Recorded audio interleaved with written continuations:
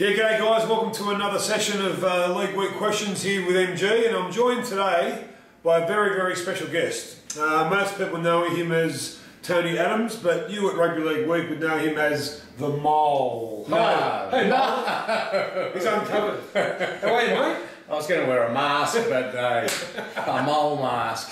Well, I'm glad you could join us because it's we're nearing the business end of the season, and some of these questions that the listeners pose, I might need a little bit of help with. So you cool to help me out?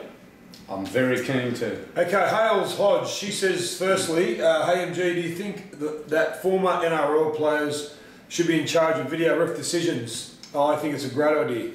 I agree. I think that at the moment, every year we hear, don't we, that a decision is going to cost a team a grand final. It hasn't yet.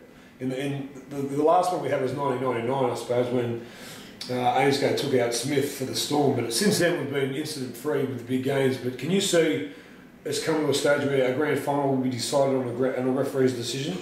Well, I have to say it was an all-time low the other night.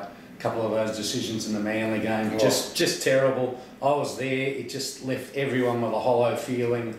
The fans were angry, bewildered. I had Manly fans contact me on Twitter, even saying it's embarrassing. Yep. And yeah, it's an all-time low, and they're just not using common sense. So you've got to say, well, what can we do? And maybe players who have a feel for the game need to get in there and have a go. Yep, I'm with Tony. I think at least we've got some recently retired players. Andrew Ryan comes to mind. Brett Camorley comes to mind. Blokes who are fresh out of the game, but to put them straight in the box with the ref and to say, mate, the ref can say, look, what would you do there? Or how would that affect your play?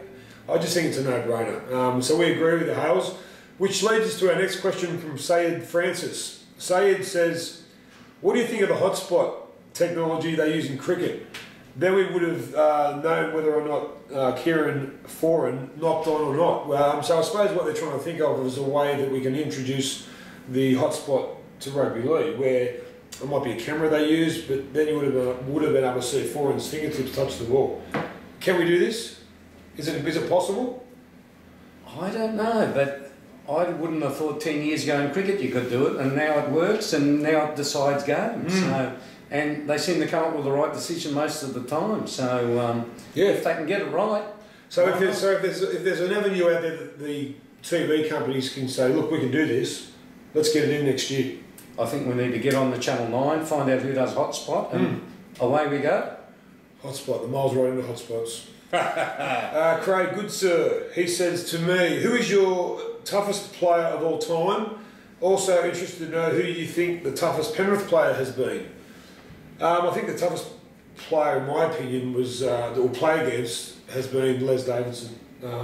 Bundy. He was the only person, or David Gillespie as well, that I would look at when I had the ball and run the other way. So, in my reckoning, when I played against Les Davidson, he's the bloke I'd do it the big 180. I'm going to throw in one from left field here, a bit before your time. Mark Graham. Oh yeah. Played for the North Sydney Bears. Yeah. Played for He's one of my idols growing up. Yeah, he was a hard man, and I remember as a young reporter, I would go into the sheds, and he would be covered in ice from head to toe after a game. That's just how much pain he was in.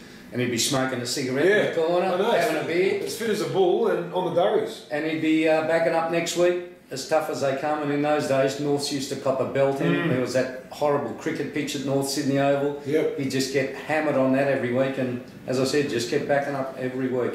And as far as the Penrith player that I've played with, who I think is the toughest, it's Colin Vandervoort. Colin Vandervoort didn't get the accolades that most of us did back in the late 80s, early 90s. And a knee injury robbed him of a kangaroo tour and of a State of Origin jersey. So, but geez, I tell you what, when you used to pack into a scrum next to John Cartwright, it used to be really nice and cosy knowing that Colin Vandervoort was snuggling up to your bum. What about Royce? Royce was tough. He personified tough. Steve Carter was tough. But I think above all, in my opinion anyway, I think Colin Vandervoort gets the nod. Yeah.